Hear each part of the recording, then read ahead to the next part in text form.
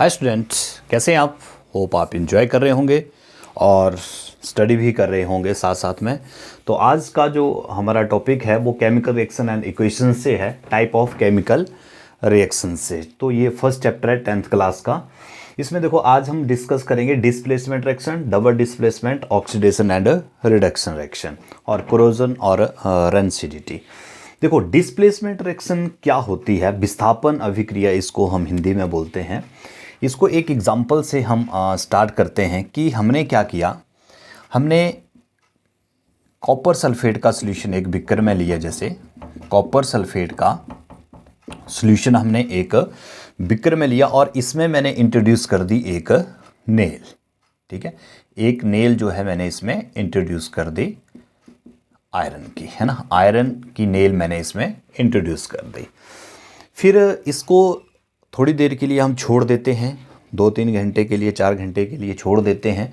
फिर उसके बाद हम देखते हैं तो इसका जो कॉपर सल्फेट का जो ब्लू कलर है ना, ब्लू कलर जो है वो क्या हो जाता है, चेंज होने लग जाता है। वो हल्का सा वो फेड जो है वो होने लग जाता है।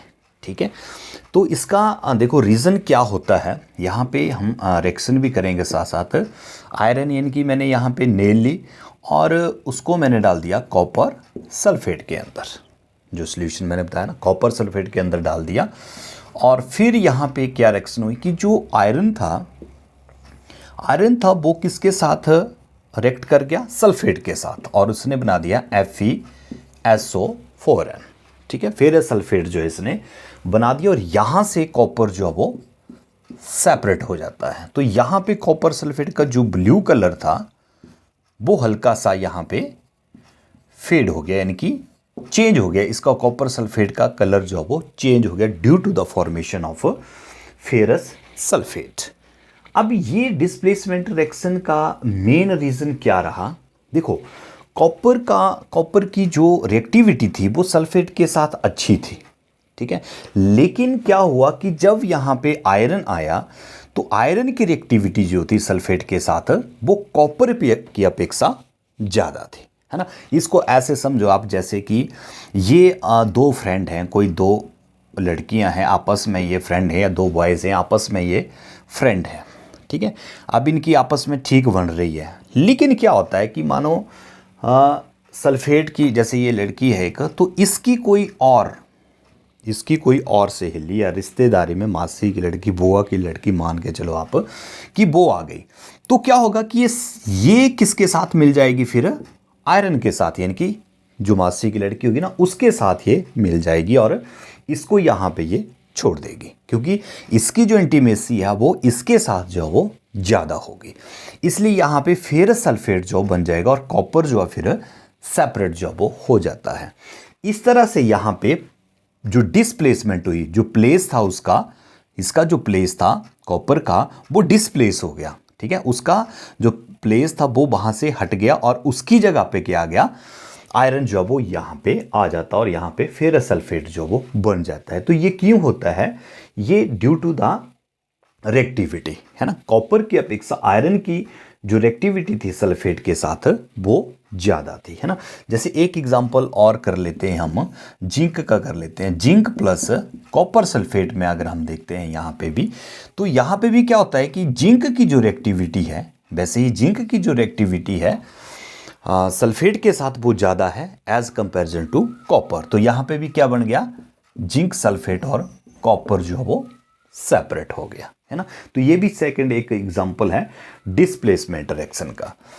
एक और कर लें, जैसे लेड है प्लस कॉपर क्लोराइड, है ना। तो यहाँ पे भी अगर हम देखते हैं, यहाँ पे भी क्या हो जाता है, लेड की रिएक्टिविटी क्लोराइड के साथ जो वो ज़्यादा हो जाती है और यहाँ पे भी कॉपर जो वो अलग हो जाता है ना। तो यहाँ पे आपने देखा कि जिंक और लेड और यहाँ पे आयरन, इनकी रिएक्टिविटी जो थी वो सल्फेट के साथ या क्लोराइड के साथ किसकी अपेक्षा ज़्यादा थी, कॉपर की अपेक्षा जो वो ज़्यादा थी। तो कॉपर लेस रिएक्टिव था और इसकी रिएक्टिविटी जिंक और लेड की ज़्यादा थी। तो ये इसका मेन रीज़न रहता है डिस्प्लेसमेंट रिएक्शन का। ठीक है, उसके बाद डिस्प्लेसमेंट रिएक्शन जिसको हमने विस्थापन अभिक्रिया बोला, उसके बाद नेक्स्ट जो अभिक्रिया है, नेक्स्ट जो रिएक्शन है वो है डबल डिस्प्लेसमेंट। अब डबल डिस्प्लेसमेंट का मतलब क्या होगा कि दो बच्चे हैं, वो दो डेस्क के ऊपर बैठे हुए हैं, है ना। डिस्प्लेसमेंट क्या हुआ, हमने कि एक बच्चे को उठाया दूसरे डेस्क पे बैठा दिया, ये तो डिस्प्लेसमेंट हो गई सिंपल। लेकिन डबल डिस्प्लेसमेंट में क्या होगा कि हमने एक बच्चे को यहां से उठाना और दूसरे डेस्क पे भेज देना, और जो दूसरे डेस्क पे बैठा हुआ ऑलरेडी उसको हमने पहले वाले डेस्क पे बैठा देना। ये हो गया डबल डिस्प्लेसमेंट, दोहरा विस्थापन हो गया, है ना। दोनों को हमने विस्थापन जो है वो करना है। तो यहां पे हम एग्जांपल लेके चलते हैं, Na2SO4 सोडियम सल्फेट है और प्लस बेरियम क्लोराइड का एग्जांपल हम लेके चलते हैं यहां पे ना, सोडियम सल्फेट और बेरियम क्लोराइड। अब यहां पे क्या होता है, इस रिएक्शन में देखो क्या होता है, ये जो सोडियम है इसकी रिएक्टिविटी अब क्लोरीन के साथ जो वो ज़्यादा हो जाती है, और इस बेरियम की जो रिएक्टिविटी है वो सल्फेट के साथ ज़्यादा हो जाती है। तो इसलिए यहाँ पे क्या बना देता है, बेरियम सल्फेट और प्लस NaCl, सोडियम क्लोराइड जो वो बन जाता है।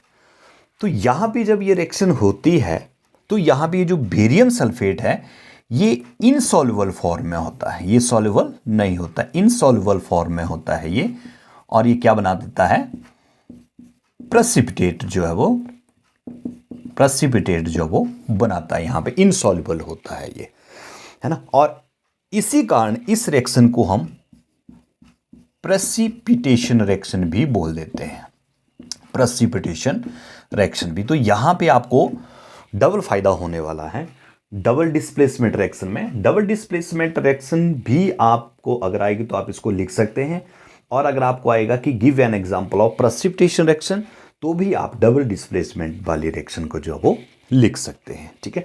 तो ये डबल डिस्प्लेसमेंट है, दोहरा विस्थापन इसको हम बोलते हैं, और ये डिस्प्लेसमेंट रिएक्शन थी, ठीक है। उसके बाद नेक्स्ट हमारे पास है ऑक्सीडेशन एंड रिडक्शन रिएक्शन। देखो ऑक्सीडेशन और रिडक्शन रिएक्शन, पहले तो इनको जो वर्ड हैं इनको समझने की हम कोशिश करते हैं कि ऑक्सीडेशन क्या है और रिडक्शन क्या है। देखो हम एक एग्जांपल लेके चलते हैं कि हमने क्या किया, हमने कॉपर को हीट करना है, कॉपर लिया हमने और एक टेस्ट ट्यूब में उसको हमने हीट करना है in the presence of oxygen, ठीक है। और उससे क्या बन जाता है, कॉपर ऑक्साइड, कॉपर ऑक्साइड जो वो बन जाता है। और ये कॉपर ऑक्साइड जो होता है it is blackish in colour, black in colour, ये ब्लैक इन कलर होगा, ठीक है। इसको ब्लेंस कर सकते हैं हम बाद में। तो ये ब्लैक इन कलर हो जाएगा, इसका कलर जो हो कॉपर, ये कॉपर ऑक्साइड बन जाता है ना, इसका कलर भी कैसा हो जाता है, चेंज हो जाता है, ब्लैक इन कलर हो जाता है। उसके बाद ब्लैक कैसे हुआ, ब्लैक हुआ due to the formation of copper oxide, ठीक है। जब कॉपर ने ऑक्सीजन की उपस्थिति में इसको हमने हीट किया तो ये कॉपर ऑक्साइड बन गया। ऐसे भी कोई भी मेटल है अगर वो ऑक्सीजन के साथ अभिक्रिया करती है तो वो ऑक्साइड बनाती है ना, मेटल का ऑक्साइड बनाती है। तो यहाँ पे भी मेटल का ऑक्साइड जो वो बन गया, कॉपर ऑक्साइड बन गया।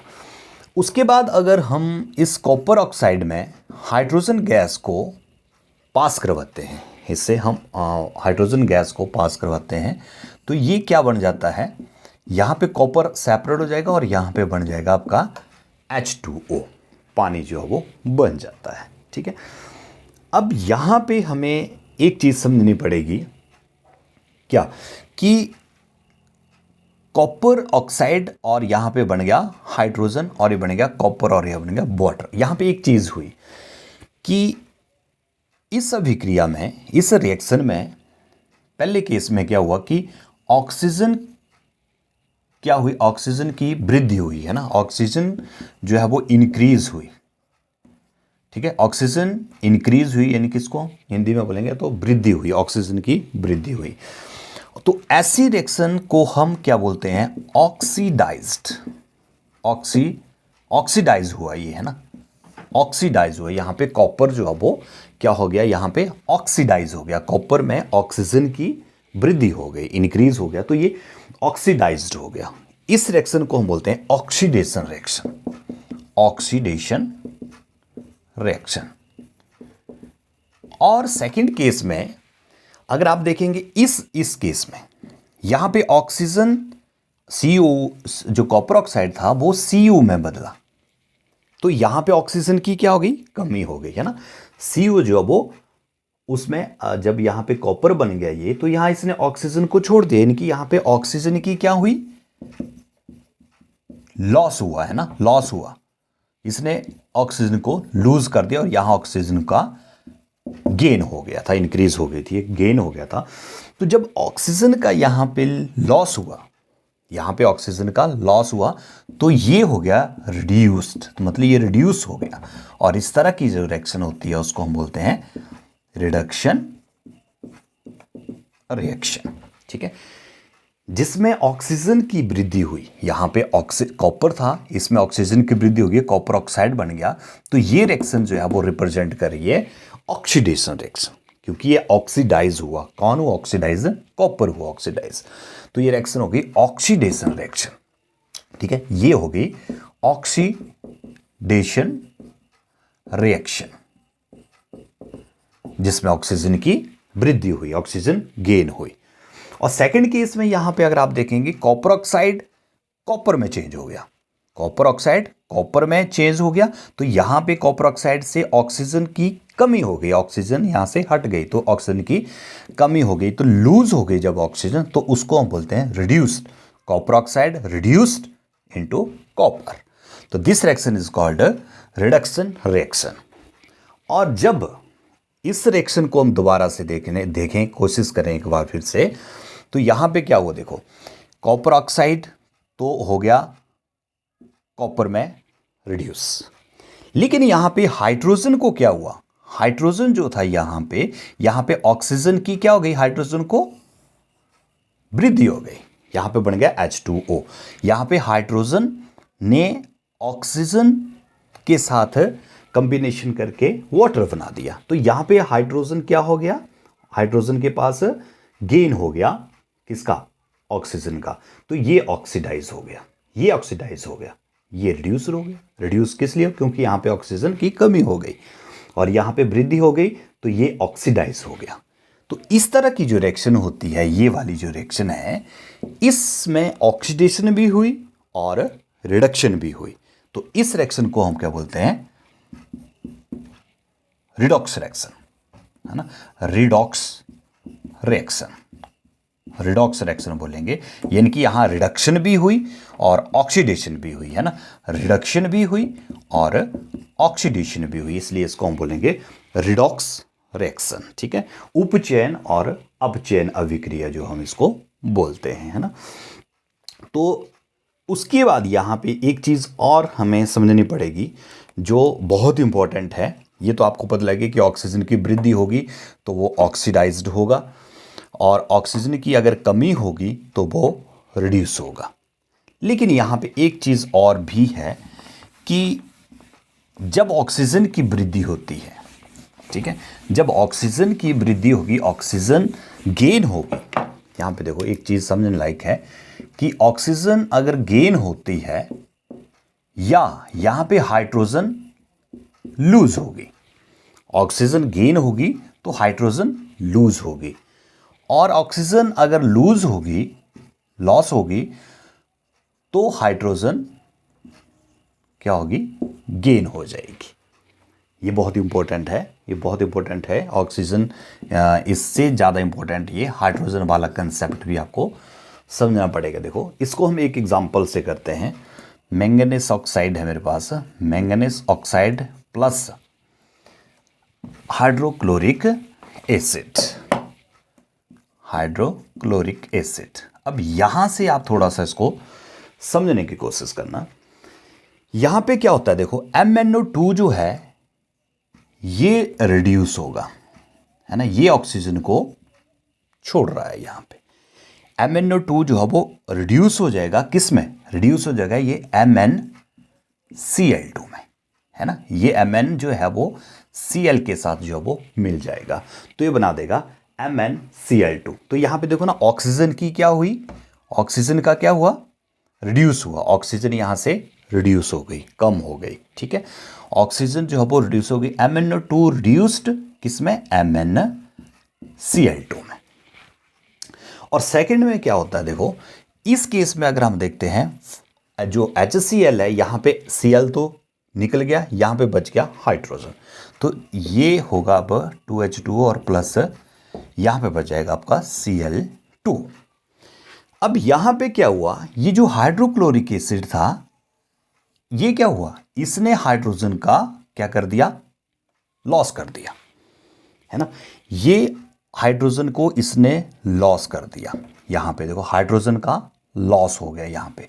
तो हाइड्रोजन का लॉस जब हो गया तो यानी कि कहने का मतलब कि HCl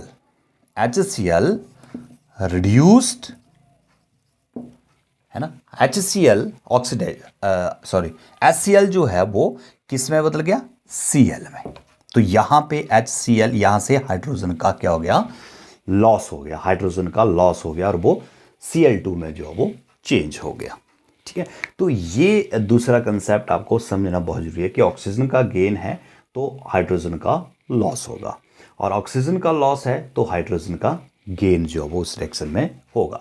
तो इस तरह की जो रिएक्शन है उसको हम बोलते हैं रिडॉक्स रिएक्शन। तो ये हाइड्रोजन वाला कंसेप्ट जो है वो बड़ा इंपॉर्टेंट है यहाँ आपको समझने के लिए, ठीक है। तो MnO2 जो है वो दैट रिड्यूस टू MnCl2 पे, और HCl जो है वो यहाँ पे हाइड्रोजन को ये लॉस कर रहा है, हाइड्रोजन को लॉस कर रहा है, और ये किस में बदल रहा है, Cl2 में। तो यहाँ पे हाइड्रोजन का लॉस हो रहा है और यहाँ पे ऑक्सीजन का लॉस हो रहा है, ठीक है। तो ऑक्सीजन का अगर लॉस होता है तो उसको हम क्या बोलते हैं, जो ऑक्सीजन का यहाँ पे लॉस हो रहा है और हाइड्रोजन अगर गेन हो रही है, तो यहाँ पे ऑक्सीजन का तो ये सीधा सा कंसेप्ट है कि ऑक्सीजन लूज हो रही है, तो इसको क्या बोल सकते हैं हम, ये रिड्यूस हो रहा है ना, इसको हम रिडक्शन बोल रहे थे और इसको हम ऑक्सीडेशन बोल रहे थे, ऑक्सीडेशन।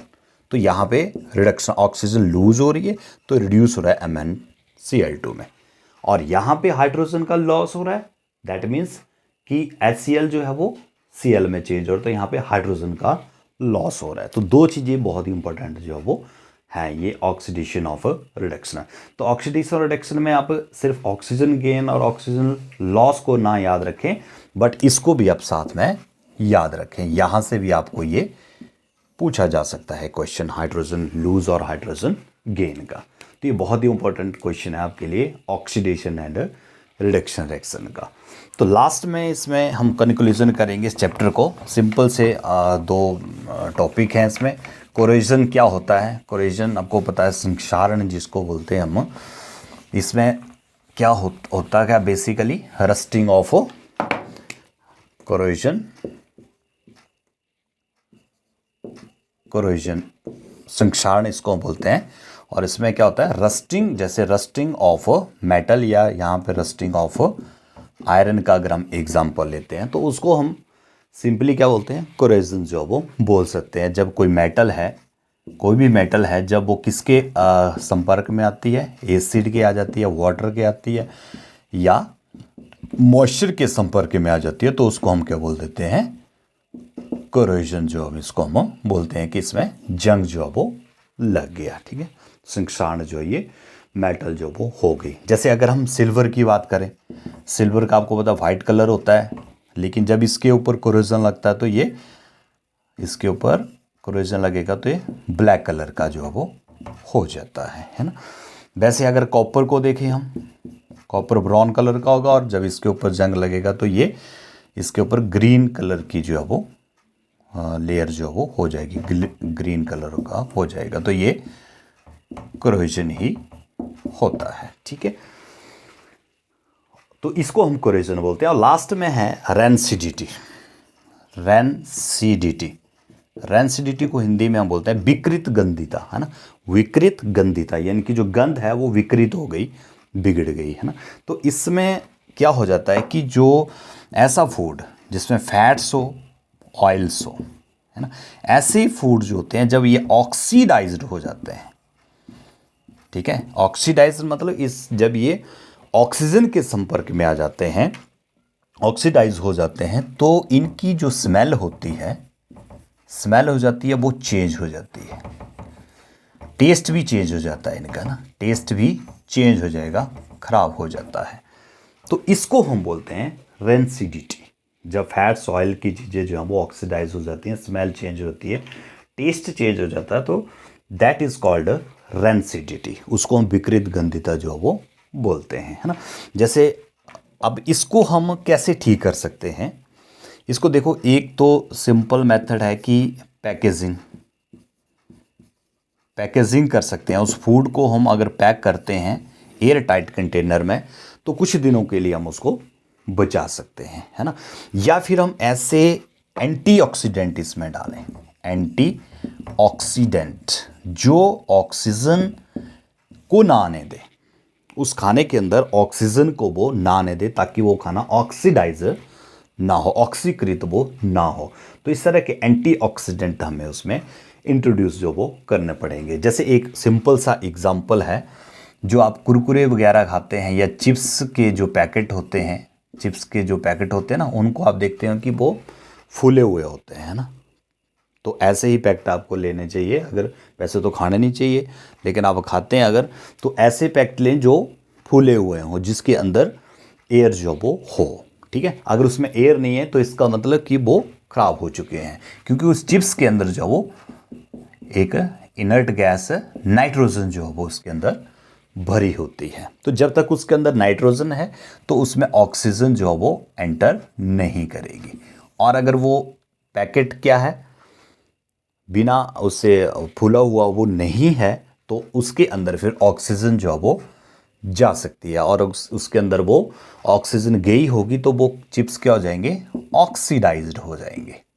ऑक्सीडाइज होने से क्या हो जाएंगे, वो उनके अंदर आपको वॉर्म भी मिल सकते हैं, कीड़े भी मिल सकते हैं, और उसके अंदर स्मेल भी पड़ी हो सकती है, क्योंकि वो कैसे होते हैं, फैट्स और ऑयली होते हैं वो ना, तले हुए होते हैं वो। तो इस तरह से आपको जो है वो ये इस तरह के चिप्स कुरकुरे वगैरह जो वो नहीं लेने चाहिए, क्योंकि वो ऑक्सीडाइज जो वो हो चुके होते हैं। तो ये जो था फर्स्ट चैप्टर था 10th क्लास का, ये यहाँ पे वो फिनिश होता है। तो होप है कि आपको ये वीडियो जो है वो ज़रूर पसंद आई होगी। आप इसको ज़रूर देखें एक बार फिर, आपके कंसेप्ट जो है वो ज़्यादा क्लियर हो जाएंगे। तो आज के लिए बस इतना ही। Thank you.